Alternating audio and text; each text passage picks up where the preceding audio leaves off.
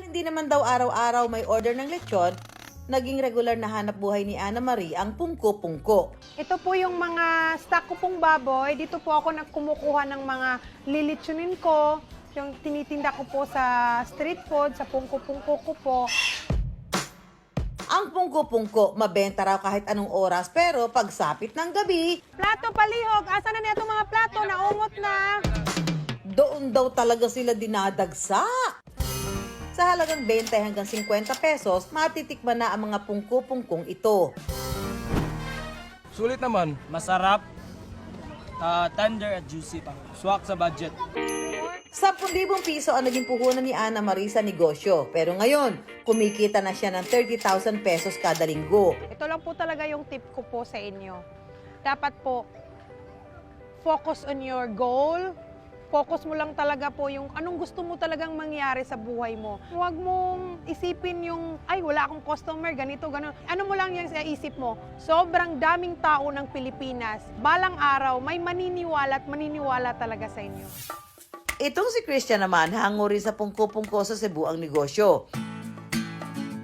We launched the first 14 variety po, no? Cravings po talaga ng mga Pilipino. Pag sinabi po kasing prito, kahit ano po yan. Then we created different kinds of pungko-pungko fried na.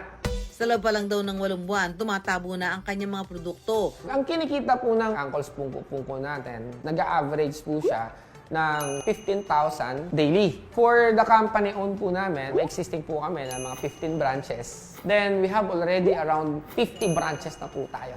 Pero kung sa Cebu, dampot lang ng dampot hanggang sa mabusog. Sa pungko-pungko ni Christian, malakarinderya ang ganap. Turo rito, turo roon. Kaya nang mahuli na niya ang tamang timpla at pagluluto, not 1, not 2, kundi 14 na klase ng prito raw agad ang ibinida ni Christian. Bongga!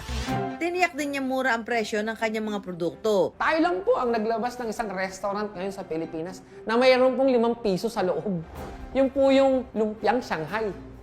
Nag-isip din ng mga gimmick si Christian para mas marami pa ang maabot ng kanilang produkto. Pagka umabot ka naman ng 99 pesos, matitikman nyo yung natin, unlimited binalot rice. Pero syempre, mag-like and follow ka muna sa aming page. Naglabas din po kami ng pungko-pungko box. We have small, medium, and large. Malaking bagay po yun na nakita namin na uso po ngayon ang handaan. It's a variety of Uncle's pungko-pungko po, no? Sa ngayon, dahil sa taas ng demand, aabot na raw sa 20 to 30 kilos ng bawat raw ingredient ang hinahanda niya kada branch. Ang dating 2 kilo lang per day ang niluluto, ngayon bulto-bulto na. Parang sarap.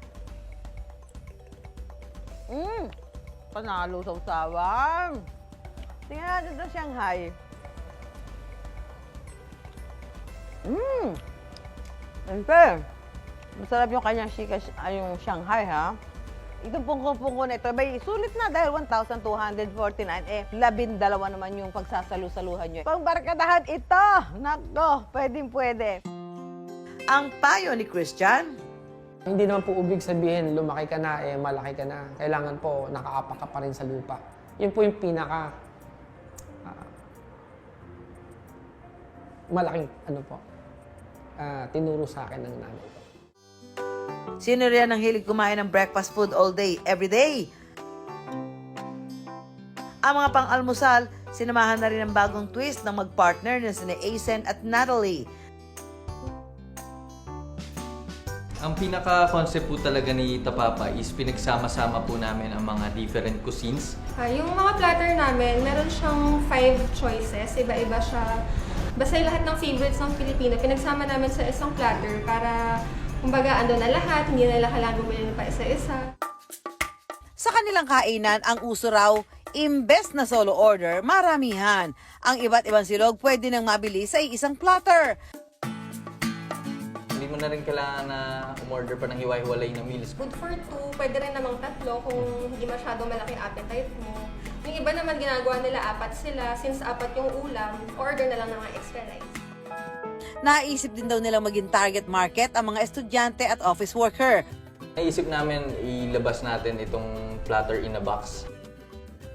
Meron siyang vegan bagnet, vegan longganisa.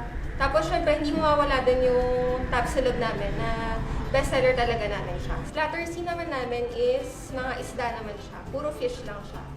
Wala siyang beef. Para yummy choices. Meron din silang platter kung mala-American breakfast ang craving nyo. At sa mga naghahanap ng medyo healthy version, Platter E, ang ano naman nun is siya yung vegetarian. No meat siya. pagdating naman sa kita, mala-platter din ba yan? From zero, ngayon kaya mo nang pumalo ng almost 6 digits. So kahit paano, 100,000 up. Depende na lang kung may mga panahon na jackpot, mas tataas pa. Ang mga pagkaing for sharing na ito, tiyak na mabubusog ang tiyan ng buong pamilya at barkada. At ang mga wais na negosyante naman ay tumatabo ng kita.